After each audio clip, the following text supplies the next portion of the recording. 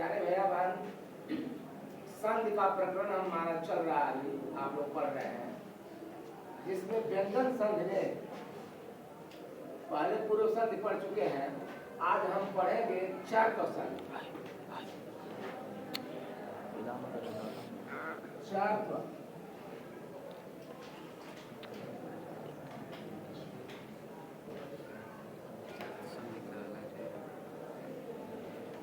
चार का संधि।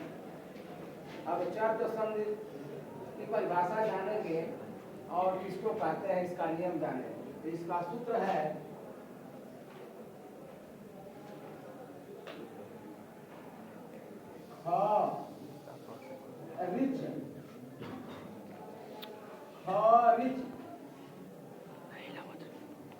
अब नियम आपका क्या है ये जानिए। नियम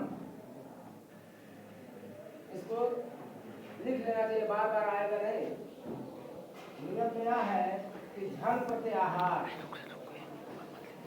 झल प्रत्याहार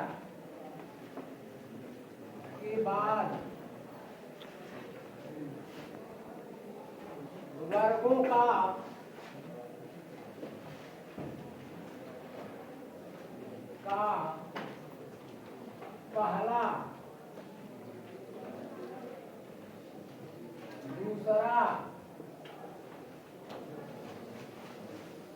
पहला दूसरा वर्ण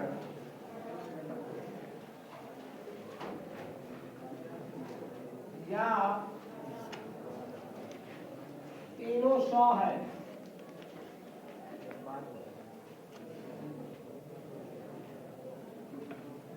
झल प्रत्याहार के बाद वर्गों का पहला दूसरा वर्ण या तीनों सौ के आने पर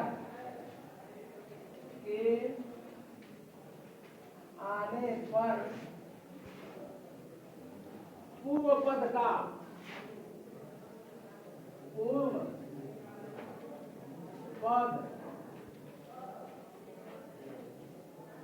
के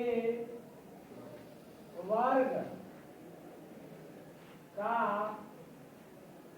पूर्व पद के वर्ग का पहला वर्ण हो जाता है।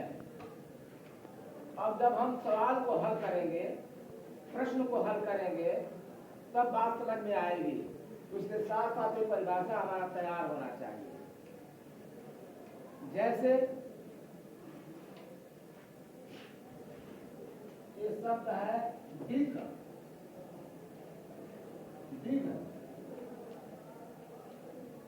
धनपाल,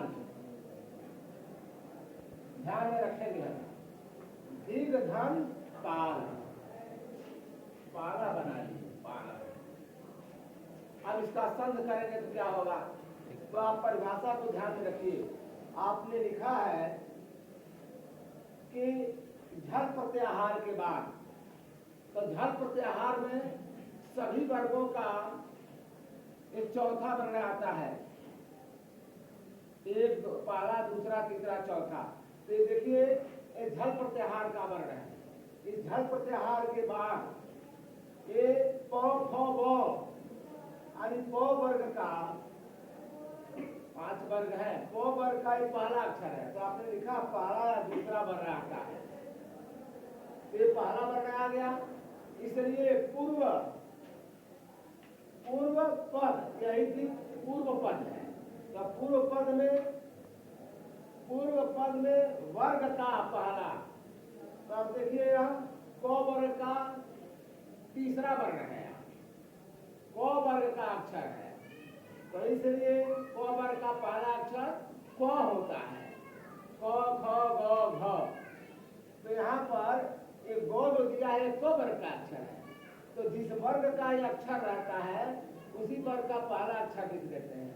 ये क वर्ग का है, इसलिए यहाँ पर क लिख देंगे। ये हो जाएगा दिघ पाल, ये दिघ पहला हो जाएगा। यह पहला अक्षर हो गया है। जब कभी भी पहला दूसरा वर्ण आता है तो पहला अक्षर। और एक और देख लीजिए, जैसे है सद, धन, कारह। आप पूछेंगे तो आप बताएंगे। सद, धन, कारह ये झल प्रत्याहार का वर्ण है। अब जिनसे पूछेंगे बताएंगे कि किस वर्ग का यह दो अक्षर है, किस वर्ग का अक्षर है। तो कितने लोग बता देंगे किस वर्ग का यह अक्षर है? हाथ उठाइए।